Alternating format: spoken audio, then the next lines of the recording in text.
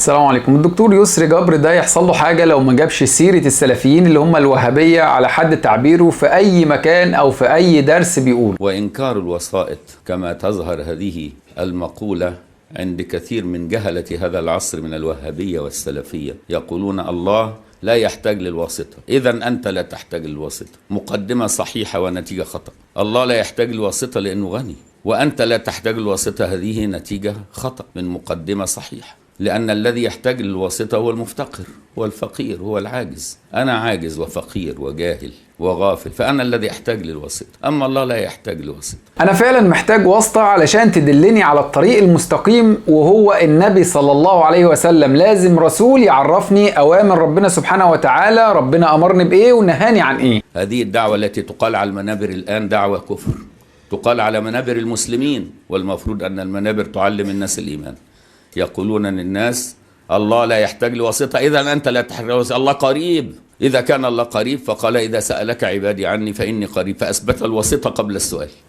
إذا سألك، والكلام موجه للرسول صلى الله عليه وآله وسلم، يقول الرحمن فاسأل به خبيرا، واسطة، فأثبت الواسطة في القرآن، فكيف تنكرها أيها الجاهل؟ مبدئيا لو يقصد واسطة بلغنا أوامر ربنا سبحانه وتعالى، لأن الخلق طبعا مش هيعرفوا أوامر ربنا سبحانه وتعالى أو نواهيه إلا عن طريق الرسول. لو يقصد كده يبقى الكلام مظبوط. ربنا سبحانه وتعالى بيقول يا أيها الناس قد جاءكم الرسول بالحق من ربكم فآمنوا خيرا لكم وإن تكفروا فإن لله ما في السماوات والأرض وكان الله عليما حكيما. أما بقى لو يقصد واسطة في جلب النفع أو الرزق أو دفع الضر، فده كده وقتها يبقى شرك، لأنهم كده صرفوا مال الله لغير الله سبحانه وتعالى. ربنا سبحانه وتعالى بيقول ويعبدون من دون الله ما لا يضرهم ولا ينفعهم ويقولون هؤلاء شفعاؤنا عند الله قل أتنبئون الله بما لا يعلم في السماوات ولا في الأرض سبحانه وتعالى عما يشركون. طب الشيخ خالد الجندي بيقول بنفس الكلام برضو إن مفيش واسطة بين العبد وربه، فيا ترى بقى ده بيقول بدعوة كفرية وبقى وهابي؟ أول درس بناخده وبنهتم بيه قوي يا شباب ويا رجال ويا ستات الأمة،